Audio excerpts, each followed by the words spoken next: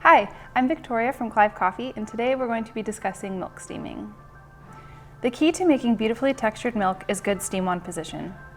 The best position is based on two things: the depth of the steam wand tip and its location in the pitcher. Depth refers to the relationship between the steam wand tip and the surface of the milk. The tip can either be completely above the surface of the milk, completely submerged, or partially submerged. The depth of the tip controls the amount and quality of the foam created. Location refers to how close the steam wand tip is to the side of the pitcher. The location of the steam wand controls how integrated the foam and milk will be.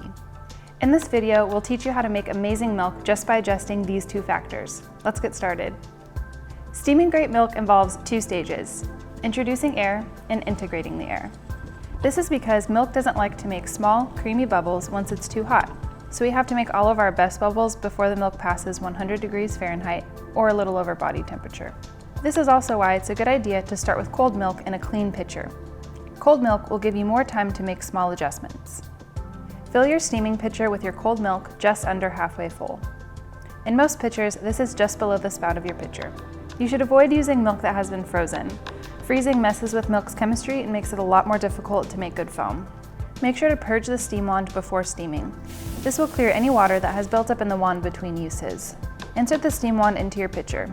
Avoid tilting the pitcher. Dramatic tilts will be dramatically more difficult to steam. Before we get to steaming, let's get into perfect position. First, we'll check our depth. To introduce the right amount of air and make good foam, you want your steam tip to be partially submerged. If it's too deep, no air will be introduced and you'll hear a loud screeching noise like this, which will result in thin, burnt milk. If it's too exposed, too much air will get introduced and you'll either hear long, gurgling sounds like these, or you'll end up getting splashed with milk. If this happens, you'll end up with too much stiff foam. If the tip is at the right depth, you'll hear small chirps that almost resemble paper tearing. Now let's check our location. You want the steam wand to be close to the side of the pitcher without touching.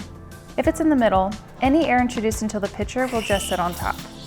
You'll know it's too centered if it looks like a jacuzzi or a boiling pot of water.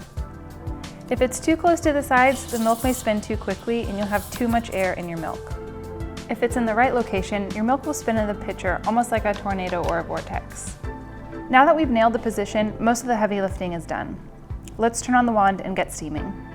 Again, we're listening for small chirps and we're watching for the milk to spin in the pitcher. If your milk isn't behaving, try to make small adjustments to correct. When it comes to steaming, less is always more. Avoid big movements or big shifts and you'll see the best results in much less time. The more air you introduce into the milk, the more foam there will be. In this case, we'll be looking to make a latte style foam, so we'll only introduce air for a few seconds. If you're looking to make a cappuccino, we'd recommend introducing air until the pitcher feels close to room temperature.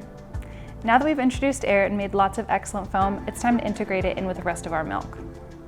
Once the pitcher stops feeling cold and starts matching your hand temperature, lift slightly to plunge the tip just below the surface. This isn't a big change, it's just a small shift up. Remember, less is more. If your steam wand location is about right, you'll see a nice spinning whirlpool. This is where all of that lovely foam we made in the first part gets mixed into the milk.